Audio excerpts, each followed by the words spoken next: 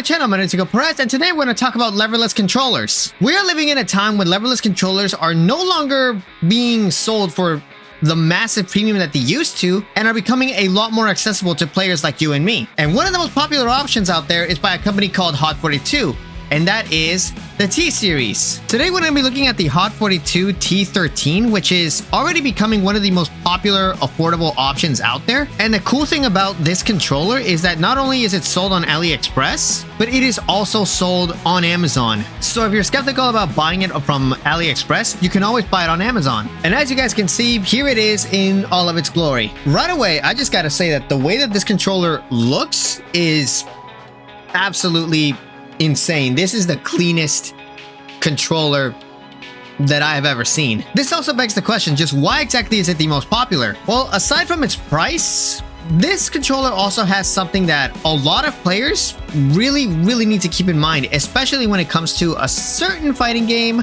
called Street Fighter 6, and that is SOCD. What SOCD means is simultaneous opposing cardinal directions. And by default, the controller's SOCD settings are set to neutral. What that means is if you push on the left and right buttons at the same time, you're not going to get anything. It's the same thing with pushing up or down. You're not going to get any feedback. So why is this important? Well, it's important because there are certain characters that can easily abuse a last input, especially when it comes to a leverless controller. So by having the settings set to neutral, this avoids all of that. Now that is a massive oversimplification.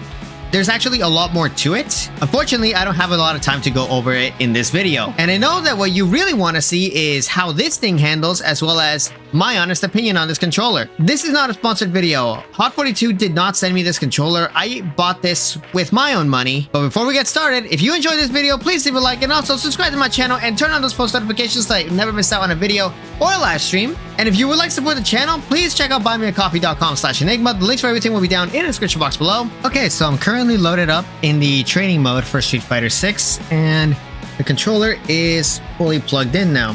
Forward and back feel all right. The down button is all right, and then jump.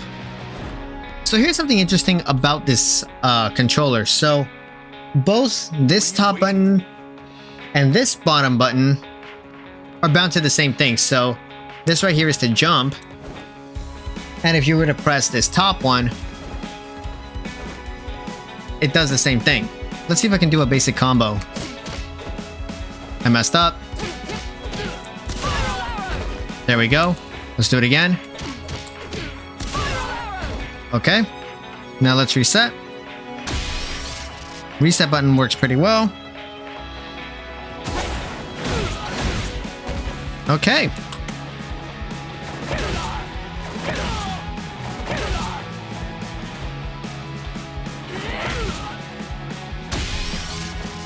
Alright, how about a uppercut?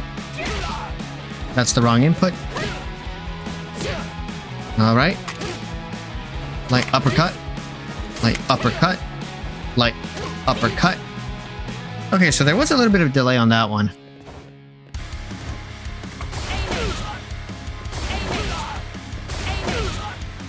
Okay.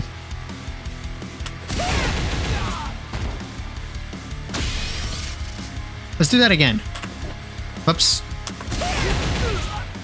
Perfect. Now let's do it again.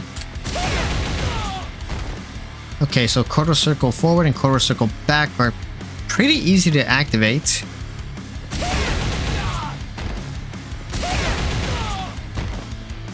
All right, now how about the other moves?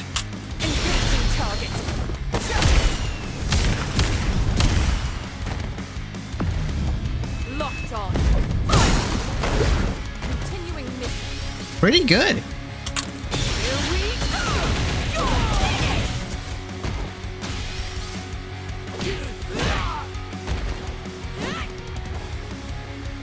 Okay, so I'm gonna spend a little bit of time with Cammy in the training room, and then I'm gonna load into a game.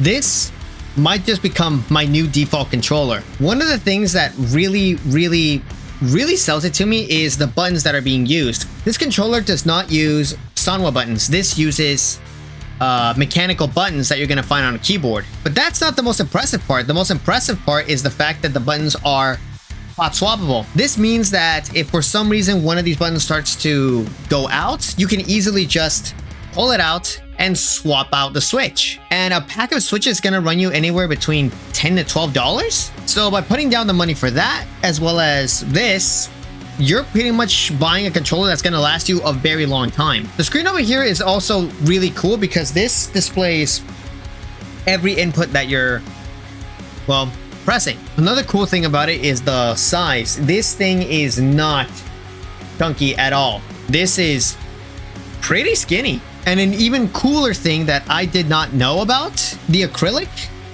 can be unscrewed and you can easily slide in any artwork that you want. I want to customize this as much as I can. Unfortunately, it's not all sunshine and rainbows with this controller because this does have a few drawbacks. The first one is going to have to be involving its customization. Now, I did end up changing the colors of the buttons to sort of reflect what you're going to see on a classic PlayStation controller, but that really wasn't as easy as one would think. And the only way that you're going to be able to change these settings is on a computer. So you cannot change the settings for the lights or the screen on the actual board itself. Thankfully, this controller comes with instructions on how to do it, but you are going to have to be patient. Another drawback that this controller is going to have is its weight. It's pretty heavy. I usually play with a controller sitting on my lap, so that's not that big of an issue. But if you are going to be taking this around, this will weigh you down. Not a lot, but it is something to keep in mind. I mean, heck, my hand is sore just from literally holding it in one place. And finally, we're going to be talking about another downside that this controller has, and that is its compatibility. Now, I play on PC, so compatibility really isn't that big of an issue. And this, right off the bat, works well with PlayStation 4. It works well with Nintendo Switch. However, a lot of the games that you're going to be playing these days are going to be played on the current gen consoles, which are the Xbox Series X and S, and the PlayStation 5. Unfortunately, this controller will not work on any of those consoles unless you buy a converter. But even with that being the case, do I recommend this? Absolutely. Let's say you were to buy this on AliExpress and you get the converter, you're spending close to $120. And let's say you were to buy it from Amazon altogether, so $90 and $60, you are looking at $150. And even so, I still recommend it because a lot of the first party controllers that you're going to be getting, specifically I'm talking about the Razer Kitsune, that controller is $300. Depending on where you get it, $400 as well. So this is still a lot cheaper than an actual first party controller. Now, does this mean that this should be your replacement for your controller? No, because if you already have a controller that you're comfortable with, like I keep saying, the best controller is the controller that you are comfortable with. If you already have a flat box or if you already have a leverless controller, you do not need another one. Save your money, don't spend any more. However, if you want to try out a leverless controller but you don't want to spend too much money, this is definitely a good option. Anyways, that's going to be the end of the video. I really hope you all enjoyed it, and as always, this is San Diego Shooting Star signing out.